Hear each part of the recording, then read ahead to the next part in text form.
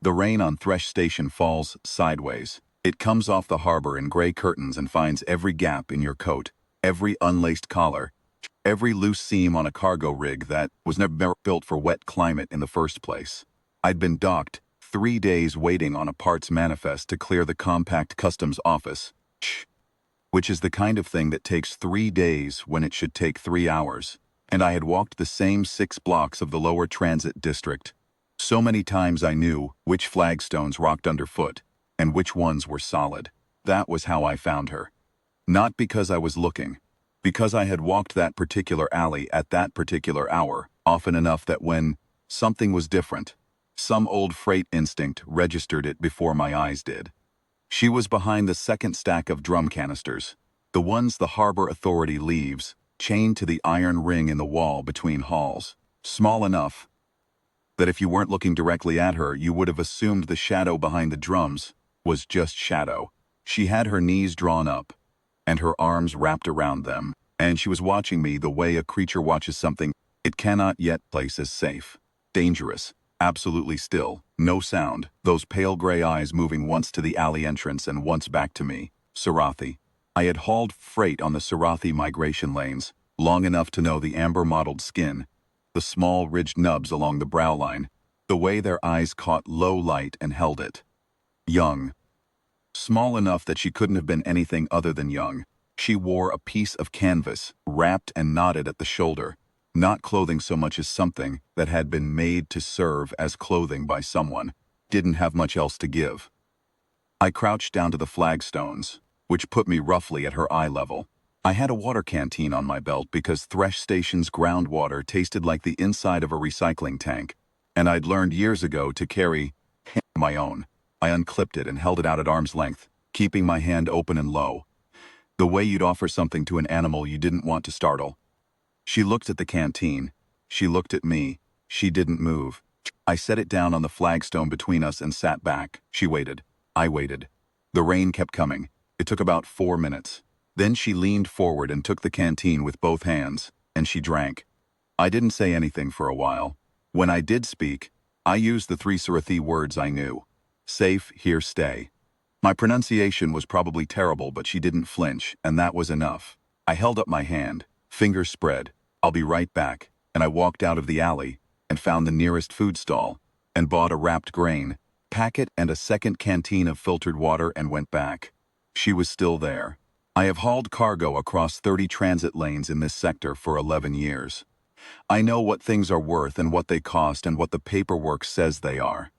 That morning, sitting on wet flagstone in a sideways rain on Thresh Station, I learned that a child can appear on a shipping manifest as perishable biological cargo, transit class 3, consigned to a labor clearinghouse on a compact industrial platform 4 lanes out.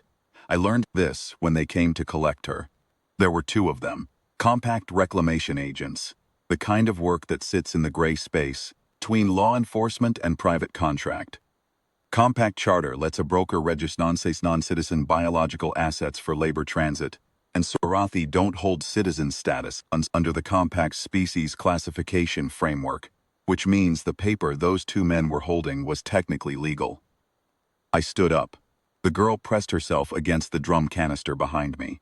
The lead agent, big man, authority lanyard, a face that had made its peace with the work it did, held up the manifest page. Did clearly in the 3rd column, under cargo classification, perishable biological, single unit. Under consignee, a clearinghouse code I recognized. I had refused a haul from that clearinghouse twice before because the weights on their manifests never matched what they actually put in your hold, and I don't carry blind freight, he said. She's listed as cargo. We have valid reclamation paper. Get the document. I looked at the girl behind me. I have a question, I said. This manifest, what's the issue date? He told me. Right, I said. Because my ship is registered under the Independent Freighters Compact variance, and under that variance, any biological asset in contested transit status has a 72-hour jurisdictional hold period before reclamation can proceed. That's in the original Compact Charter, Article 41, subsection C. You'll want to file an override application at the Harbor Authority Office. Is currently processing a 3-day backlog. I smiled pleasantly. I'll be here when it clears. Neither of them was a lawyer. Neither of them knew offhand whether Article 41 subsection C said anything of the sort. Truth is I didn't know either.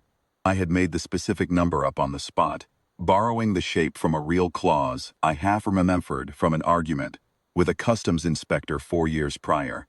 But I said it with the voice I use when a freight broker tries to renegotiate a rate mid-haul. Flat, certain, mildly bored. It's the voice that says, I have done this before and I am not impressed. They left to check. I had maybe 6 hours before the bluff unraveled. I picked up both canteens, tucked the grain packet under my arm, and I looked at the girl. She was watching me with those pale gray eyes, and her expression was the same one she'd had when I first crouched down. Not fear exactly. Not relief exactly. Something that hadn't decided yet what it was looking at. Come on, I said. I held out my hand. She looked at it for a long moment. Then she took it. Getting her onto the ship was not complicated. I am a freight captain, and I move things without drawing attention for a living. I put her in the crew berth aft of the engine housing, is the part of the ship the compact's boarding inspectors skip, because it smells like recycled coolant, and nobody wants to spend time in there.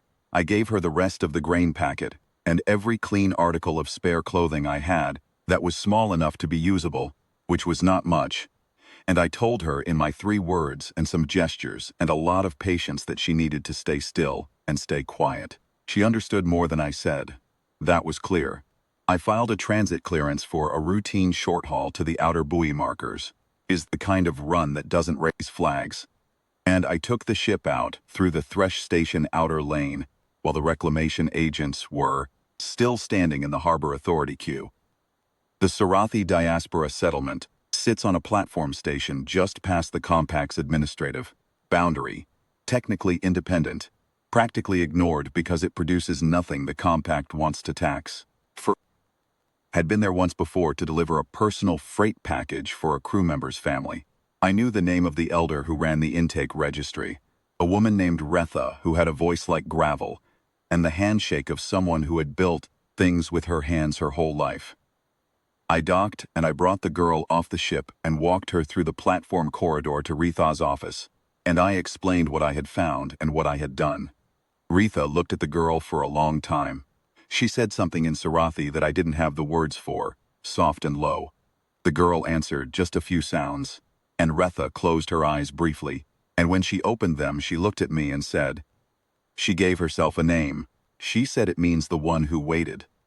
I didn't know what to say to that, so I didn't say anything. Retha took the girl's hand, and the girl went with her, and that should have been the end of it. But at the door to the inner corridor the girl stopped. She turned and looked at me, not the way she had looked at me in the alley, measuring distance and danger. Just looked. The kind of look a person gives something they want to keep in their memory. Then she turned and walked through the door and was gone. I went back to my ship. I filed the return transit clearance under routine haul, no cargo, which was accurate. I sat in the captain's chair for a while, with the rain on the forward screens, because Thresh Station's weather follows you out. Along the approach lane, the manifest had called her a unit, a classification, a line in the 3rd column of a document that 2 men in transit authority, lanyards, were authorized to collect and deliver. I've hauled freight for 11 years. I know what a unit is. What I put on that ship was not a unit. What I handed to Retha was not a line in a column. I don't know what word the Sarathi have for it, but in the 30 seconds, she stood in that doorway and looked back at me. I figured I understood it well enough. That was all I needed.